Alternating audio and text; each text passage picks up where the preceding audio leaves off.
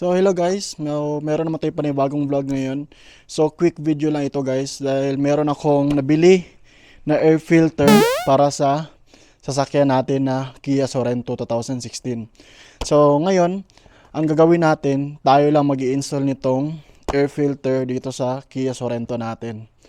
So samahan niyo ako guys kung paano mag-install at paano maglagay nitong air filter sa Kia Sorento natin. Let's go! First thing to do guys, i-open natin tong hood ng sasakyan natin. So, ayan. So, na-open na natin siya. So, itong sasakyan na ito guys, wala na tayong ilalagay para mag-support sa hood niya dahil meron na siyang mga supporter sa automatic na yung supporter niya guys. Pag open mo, automatic na siya. So, ito, ilalagay na natin tong air filter. Open natin.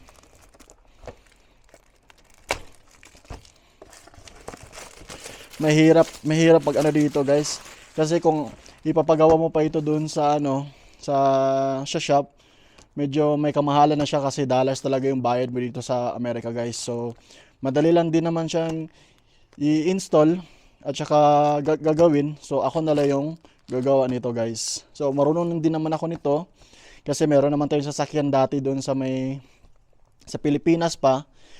Minsan ako na lang yung nagpapalit ng mga air filter noon at saka air filter cabin ng aircon. So ngayon madali lang din naman ito.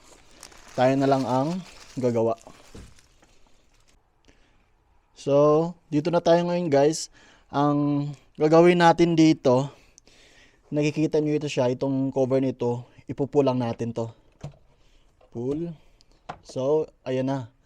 So ito na yung filter guys. Kukunin natin ito. So, ayan guys, sobrang dumi na yung filter. Engine filter niya, sobrang dumi. At saka, hindi ko alam kung ito ba talaga yung filter niya na nilagay. Kasi, pagbili namin to ng sasakyan, is second hand na kasi ito. So, i-open natin ito guys.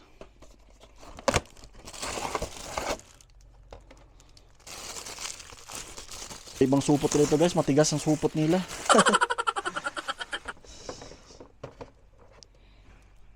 So meron diferensya guys. So nakikita niyo yung diferensya guys. Ito yung bagong bili natin. Ito yung old nyo na air filter. Tingnan nyo guys. Hindi sila magka-size. So ito yung binili ko sa online sa Amazon na engine, air filter engine. Ito yung sakto niya guys. Ito kasi hindi na, ewan ko ba saan ba ito siya na air filter. At saka wala pa siyang... Oh shit, here we go again. Tingnan nyo guys. Wala siyang lock. Ito yung bagong bili natin, meron siyang lock, dalawa. So ayan ito yung dapat na original guys na air filter ng Kia Sorento natin. So tara, install natin. So paglagay nito guys, so titingnan nyo muna kung meron mga dumi ba dyan sa loob. Ayun, meron nga. What? So kukunin muna natin yung parang stick guys. Kunin muna natin yan. So ayan guys, okay na. Wala na yung dumi doon sa loob talaga. Okay. Ayan. Wala na yung dumi. So malinis na siya guys. Wala na siyang dumi. So ngayon, papasok na natin ito. Pagpasok yan. Ayan. So ito guys, before natin ipapasok, kailangan natin ibaba ito. I-unlock. So yan, unlock natin ito. So yan, unlock ng dalawa. So, papasok na natin. Ayun. Ayun guys, tingnan nyo. Nice. Diba, saktong-sakto siya. Okay. Ayan, so okay na guys. Air filter natin, nalagay na natin. So ito guys, ilalock na natin siya guys. Ayun. So, ganun lang kasimple guys, di ba? Ganun lang kasimple magpalit ng engine air filter. Alam nyo kasi guys, pag once na sa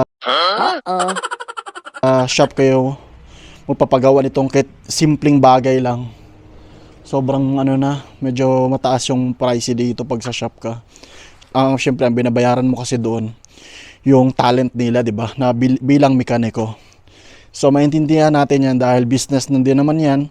Kasi dito kasi sa Amerika guys, pag once sa business, business talaga. Kung ano yung presyo, ganoon talaga ang presyohan nila. Pero sa kanila kasi, medyo mura na yung ganun. Syempre dito, mura na talaga sa kanila. Kung nagsasahod ka dito ng mga $3,000, $4,000, so medyo malaki na talaga yun dito guys. Dahil ang mga ganitong trabaho, I think ang bayad mo siguro $5 to $10. Ganon siya. Dahil nagpa-change oil kasi kami nito, ang change oil namin siguro ang nabayaran namin mga almost, hindi, I think $74. Dala change oil na yun, at saka meron silang pinilitan dito sa Kia Sorento namin na bulb. Doon sa rear, sa likod ng sasakyan namin na isang ilaw. So, pinalitan nila yon. So, kasali na doon sa $74. So, ayun lang guys. Maraming salamat sa inyo lahat guys. At saka, kung di ka pa nakasubscribe, please subscribe and hit the notification button na lang guys. So, maraming salamat. Thank you.